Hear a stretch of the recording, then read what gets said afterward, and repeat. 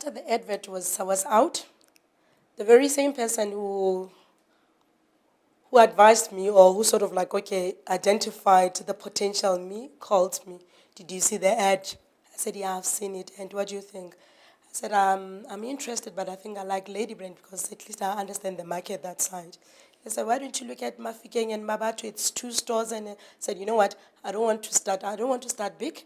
Let me just go step by step. I'll definitely get other stores along the way. We're talking as if, okay, I already have the store. I'm definitely going to get the store. I said, okay, no, it's fine. Never mind that. And then I called my father, and then I told him. And he said, go for it. What are you waiting for? You have my full support. And my father was a believer. He said, you know what, I'll start praying for you. So just check it up. It's okay. Then I remember that Sunday a friend called, but I was not in the mood to be with anybody. I just wanted to be myself. I wanted to be sure that I really want this and I feel I can do it whatsoever. And then that's when I started taking a pen and a paper, started identifying business partners because I really felt that, okay, I know a number of things, but I'm not very strong with finances, so I'm definitely going to need somebody. And then I had pages and pages just writing people's names and stuff. And afterwards, I started analyzing them. Started analyzing all my friends, and I'll just scratch. At the end of the day, I ended up with nothing, no one. And now it was a challenge. But I told myself that with or without the partner, I am going into this. Now the spirit started to like a pump. I really felt that, okay, I can do it. Then I called another friend, and he said, you know what, that's you. Go for it, go for it. So I started feeling good. And my brothers started calling in, that they told us that you're interested in this. Do it, we are all behind you, 100% behind you. Then I told myself that, okay, this is me, and I'm going to get this store. And then we received the good news that we've been shortlisted. We need to go for an interview. The whole time we thought we were going to do the presentation. So we sort of like started being friends with Tate now. Would meet quite regularly, talking about this. But we're keeping it very close. It was just, we're not telling people about it. You just can't tell people when you do certain things. Anyone can do anything. So I would like, okay, meet regularly, talk about this, because the whole time we thought that we were going to do the presentation to them.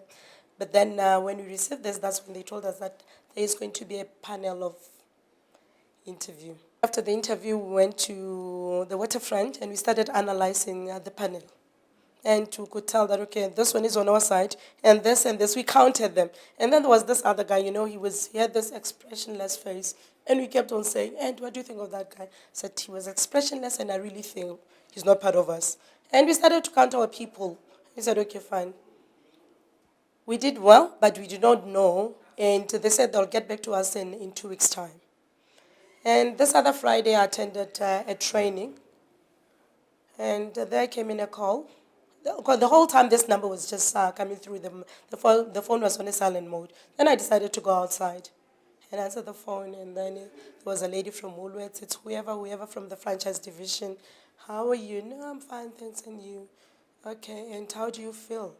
Are you ready to hear the good or the bad news? I said, I'm always positive in my entire life, so I want to hear the good news. And then that's when they started to shout and say, you're the preferred franchisee. It was just so good. I switched off from this training. I went in, I packed my books and everything else, and then I left. I went straight to Woolworths. The first person I called was my father. And he was so excited. And then that's when the entire family started to like, okay, call me. We're very tight in my family. And then that's when everybody started to call me. Then I called Tate, but Tate was in Singapore. So he just couldn't pick up the phone. Then I wrote him an SMS, and then he answered, are you sure? Are you sure? Then I said yes, and said, he repeated the question again, are you sure you heard them very well? Back again, yes, I heard them very well. We are preferred franchisees. And that's when he also called the wife, and okay. It was exciting. But there was also a catch. In 3 days' time, they wanted their franchise fee on the table. Excitement was there, and then I forgot about this part that, okay, they need this part. And then I went to my email, because they said, we've already sent you the email. Then I read the email, and then, okay, where am I going to get this money? My business partner is not around, and I definitely do not have this much, not at all. Now what's the next step? Then I wrote him an SMS again. He said, don't worry, I'm coming back on Sunday. He came back on Sunday and he said, no, you know what? I'm going to sit down with my family. I'm going to explain this to them. I've already told my wife she's excited about the whole thing. We'll see what we'll do. And he organized the money. We managed to pay Woolworths their franchise fee in 3 days' time as they wanted. And that was the beginning of the good things. It was an existing store, and we had to pay the franchisee, the outgoing franchisee. We had to pay his stock. We had to pay the Capex, and it was basically the stock and the Capex, which was also nice 6 figures. I knew very well what I was inheriting, and a lot of people really thought that we were crazy. To actually, lose your job, go start a business, and, taking over the store that's doing 4 million a year. And people really thought that we are.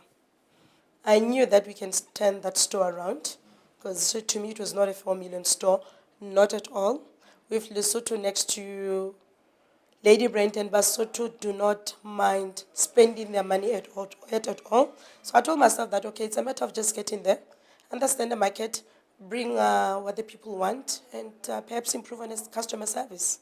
The very first day when we took over the store, it was quite interesting because, our the money was not yet paid into the then existing franchisee. So we're still sharing the keys. So we're waiting for the bank to actually transfer the money so that they can just get out. But we were sitting the whole time in the back area chatting with some Woolworths employees from the head office. And I really felt that I was eager to go to the floor because I wanted to change the floor. I'm from Woolworths. I understand the layouts and everything else. And according to me, the store was not up to standard. I told myself that I need to turn around the store, change the look and everything else, and identify a couple of people, train them as fast as I can, and then I'll see the rest later on. And then during lunchtime, when everybody else was going out for lunch, the whole team, us and the previous owners, they were ready to go for lunch. When they went out, they saw a new store. The whole ladies was totally new. It was totally new, and the way everybody was, and the customers, the way they were praising me and saying, okay, we can immediately tell it's a small town, so they all knew that, okay, this one's we're going out, and we immediately knew that, okay, we could immediately tell that there's a new person here. Look at this is a new stock and everything else. It was still the old stock, but put in a different way. The rest of the team also felt that, okay, we also want to learn, we also want to know how to do this, and we changed the whole store. And then we started I started to look at things like your customer service, because it's a crucial area. And then I started to investigate how they do things, and then I managed to get that, okay, they're not really doing things the way they're supposed to be done. Started to train people. It was a hush of training people, feeding the people with a lot of information and everything else, but most importantly, concentrating on customer service. It's a very small store, 463 square meters. And we have about 8 people. But in our store, we believe in multi-skilled people. So, everybody can do anything. We train our people in such a way that they can do everything. Even our cleaners can work at the tills. Because there are times when it's busy and you need the cover, you need this, and others have to go on lunch and stuff, and then who's going to work at the tills? The cleaner has to stop and go work at the tills. And why not? And why not upskill that person? Who said that person belongs there only? So that's what we believe in. We are very good at training our people. It's not like we know everything as yet. We still have a lot of things that we don't really know, and we still have a lot of things that we still haven't done, especially the ones that we actually had on our business plan. We haven't really practiced a lot of things, but the little that we have done, we can really see the results. I had a number of questions in mind. Will I be able to do this? Why are these people overlooking at me? And, but I sat down, I said, I'm good at what I do. We are forever winning the awards and stuff, and I know it's because of me. So why am I doubting myself? I'll definitely make it.